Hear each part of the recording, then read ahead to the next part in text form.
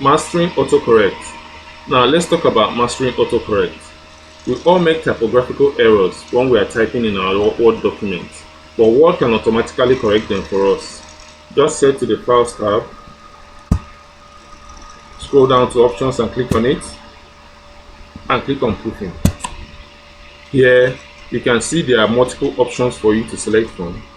You can choose to ignore words in uppercase, ignore words that contain numbers, and the rest.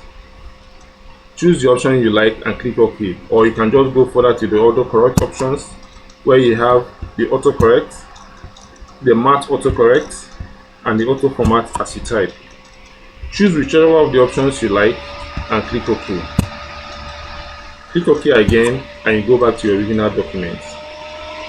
Autocorrect is like an unsung hero of polished and error-free documents.